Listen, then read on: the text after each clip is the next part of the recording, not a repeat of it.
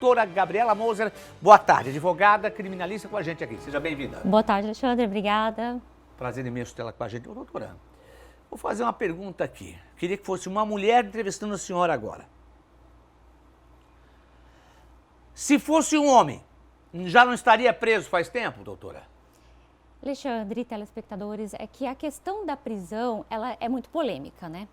Por quê? Porque quando se vê essas imagens chocantes e a pessoa está muito nítido ali, a face, né? Às vezes você vê uma filmagem e tu não consegue reconhecer, mas ali, enfim, né? Sim. A sociedade, principalmente a família, né, primeiramente, e a sociedade clama por isso, chama por isso, justiça, justiça. Mas nós temos que pensar que para o sistema de justiça é muito diferente, justiça de justiçamento.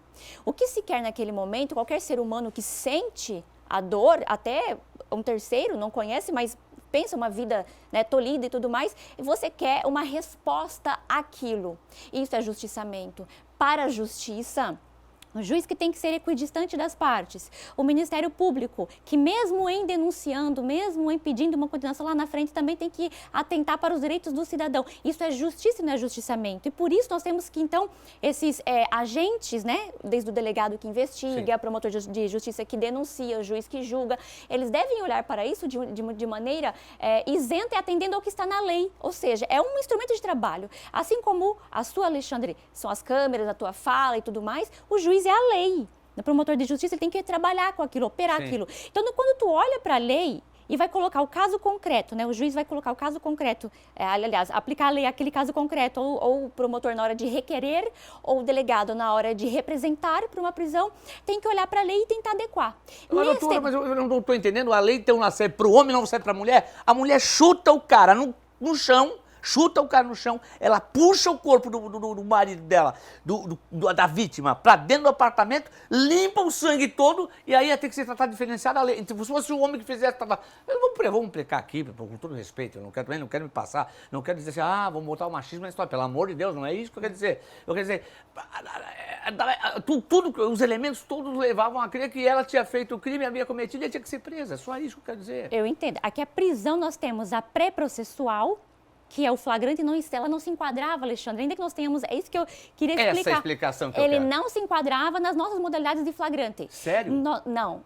As modalidades de flagrante que nós temos no artigo 302 do Código de Processo Penal, o flagrante em si, tu tá me matando aqui agora, e aí todo mundo tá vendo. Aí a imagem, a câmera tá pegando? Agora, está acontecendo, Sim. É o flagrar, aquilo está crepitando, está acontecendo. Certo. Qualquer um do povo poderá, não é obrigado, Perfeito. mas os agentes, né, de segurança pública deverão já efetuar a prisão. Perfeito. Ou então, existe um outro que é o logo depois. Esse logo depois é quanto acabou tempo? Aqui não tem ninguém no... Aqui, por exemplo, só nós dois, você acaba de matar, mas aqui ele estava vendo ali no canto. Deu uma espiadinha. E aí já começa a me perseguir, sai em perseguição e me prende. Não pode tirar também do campo de visão. Ou logo em seguida, que eu fui pega, né? Aliás, no caso aqui nós estamos dando esse exemplo. Você foi pego com instrumentos do crime logo depois, logo naquela sala, tu não ficou no campo de visão de quem estava lhe perseguindo, mas... Foi pego com a arma do crime. A arma do crime logo depois. Não pode Certo. existir essa distância no tempo. Tá, mas então, deixa eu lhe falar uma coisa. O flagrante também não pode ser até 24 horas depois? Isso não, isso é uma lenda urbana. Ah. Esse 24 horas é o prazo que tem o juiz para transformar aquela prisão que é administrativa, porque ela não precisa de mandado, não precisa de uma ordem fundamentada. A única que não precisa é o flagrante. Certo. Portanto, então, ela vai precisar, como ela é precária, de uma ordem fundamentada. E aí são 24 horas para que o juiz, então, pegue aquela situação, né, aquela prisão em flagrante e decida se ele vai converter ela numa preventiva. Perfeito. Ou vai conceder liberdade provisória. Então, esses 24 horas que as pessoas colocaram é uma confusão que existe aí, que é o prazo que o juiz tem para decidir. Ou mantém preso ou solta. Aí veio... vamos falar de... Vamos lá. Vamos fazer de forma... Uma suposição aqui, né? Vamos criar alguns fatos. Aí veio o tal do laudo que precisava ser feito pela polícia científica, né? IGP, IML, vamos lá. Aí o laudo, a justiça já tinha negado a prisão dela. Houve o pedido. Nesse caso, vamos lá. Aí veio o laudo. Aí o laudo aponta, realmente foi dessa forma e foi assim que aconteceu. E aí sim, aí o Poder Judiciário deu o mandado de prisão. Aí já é outra prisão. É porque assim, como não era o flagrante, ainda que as pessoas estão vendo, meu Deus, mas está filmado, é flagrante. Não, ele fugiu das hipóteses, o juiz não podia fazer nada. Fugiu da hipótese de flagrante. Entendeu? Porque nós temos... Nosso Código de 41, Alexandre, naquela época não tinha qualquer criança com celular na mão. filmando. Desde Hoje então. talvez seja o caso da sociedade fazer essa discussão, se é possível enquadrar ali alguma hipótese de flagrante em Sim. que esteja filmado e a filmagem é dentro de 30 dias, enfim. Mas Sim. isso não existe hoje.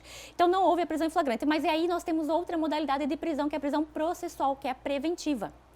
Me parece, da reportagem muito bem feita aqui pela NDTV+, que eu vi, que o delegado é que representou.